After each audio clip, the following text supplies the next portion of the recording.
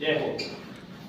मैं आपके सामने कुछ शब्द प्रस्तुत करना चाह रहा हूं और वो भीमराव अम्बेडकर जी से संबंधित आज उनका दिन है। उनके बारे में हम सब लोगों को पता होना चाहिए।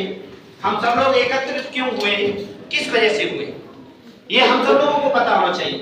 कुछ हम सब लोग महान लोग हैं कि जो हम जयंती के दिन छुट्टी भी कर लेते हैं। हाँ, छुट्टी है, अवकाश है कि इनके दिन इनका टाइम है, इनके समय के अनुसार हमें इनका ही टाइम देना चाहिए। इससे संबंधित हमको पता होना चाहिए कि अम्बेडकर जी हैं कौन और कैसे थे, क्या किया इन्होंने देश के लिए, कितना बलिदान दिया अपने देश के लिए, कितनी मेहनत करी इन्होंने। एक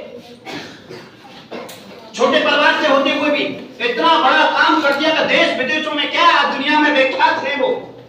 वो है ना है, मगर दुनिया के दिलों में बैठे हुए हैं। जब जब हमारी कानून व्यवस्थाएं सीमाएं जो खराब होती हैं, व्यवस्थाएं हमारे, वो सब लोग इनकी नीति के, इनके नियम के अनुसार, इनके अनुच्छेदों के अनुसार, इनकी सूचियों के अनुसार, इनके नियमों के नियमावलियों के अनुसार हमारे संविधान के जो नियम कठोरता के तौर पर बनाए गए हैं और सरलता के तौर पर बनाए गए हैं, वो भीमराव अम्बेडकर जी हैं। इनकी देन है। ये संविधान के जनक भी कहा जाते हैं, ये संविधान के पिता भी कहा जाते हैं, क्योंकि इनकी दाई आप लोगों ने, जो आपको सर ने बताया था, 32 डिग्रियों के द्वारा अपना, इन्होंने अपना दिमाग दिल जो भी संतुलित में रखा, किस तरीका से अर्थव्यवस्था इनकी खराब थी, सब कुछ होते हुए भी फिर भी इन्होंने इतनी मेहनत करी कि ये देश के काबिल बने, देश के काबिल बने, देश के रतन हैं।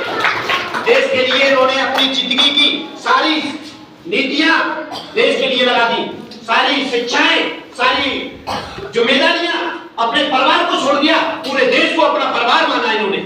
क्योंकि अपने परिवार को संभालने के लिए जो आज की हमारी ऐतिहासिक जो नौकरी मानते हैं, जॉब मानते हैं, जो टेस्ट है वो आईएएस पीसीएस, उनके लिए छोटा मोटा था। इस तरीका से उन्होंने वो अच्छा अपना जीवन व्यतीत करते फॉरेस्टर के तौर पर सब तरीका से उनके बाद में डिग्रियां इंग्लैंड से और कितने देशों से इन्होंने डिग्रियां प्राप्त करी अपने देश के साथ साथ में। वो सब कुछ होते हुए भी फिर भी इन्होंने एक क्रांतिकारी के रूप में, एक देशभक्त के रूप में, एक देश बेटा के रूप में सब कुछ इन्होंने कुर्बान कर दिया अपने भारत देश के लिए।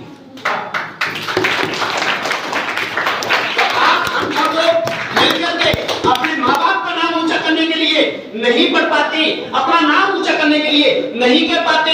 जीवन में कुछ ऐसा सीखिए, ऐसे महान व्यक्तियों से, ऐसे महान पूजनीय भीमराव अम्बेडकर जी से। आप लोग बाबा साहब अम्बेडकर का नाम कितने नियमों से जानते हैं, कितने नियमों से नहीं परिचित हैं।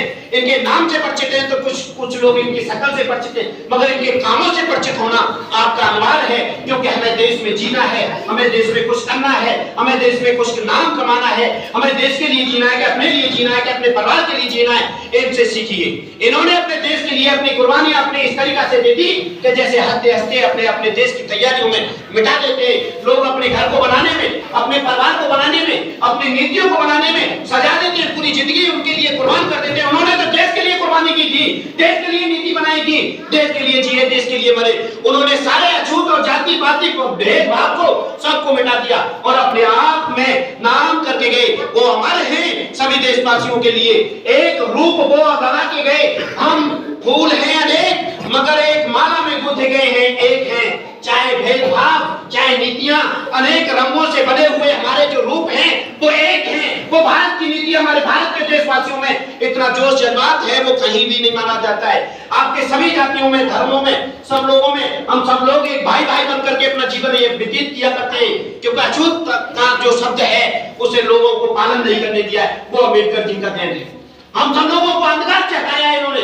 राजपाटों को दुनिया के नियमों के अनुसार जो राजपाट बनाए गए थे, अछूत जातियों से, हमने छोटे लोगों से, हम गंवारों से, हम लोगों से काम जिंदगी भर करवाया जाता था गुलामी के तौर पर। हम अपने देश में अपने राजा के नीचे, अपने देशवासियों के नीचे, अपने भाई भाइयों के पीछे हम लोग गुलामियां किया करते थे। वो गुलामी का पाठ कैसे खत्म किया? उन्होंने वो खत्म किया है अपनी शिक्षा नीति के द्वारा। किसी तलवार से नहीं जीती जाती है जंग, किसी ताकत से नहीं जीती जाती है, किसी सुंदरता से नहीं, किसी पैसे से नहीं, वो कलम से, ताकत से जीती जाती है। वो कलम है, वो अम्बेडकर जी ने बताया कि आपकी शिक्षा की नीति है, वो कलम है। वो शिक्षा की नीति के द्वारा जो कार्य करता है वो किस तरीका से संभालता है, वो अपने आप में ये जीवन में आप लोग शिक्षित होंगे।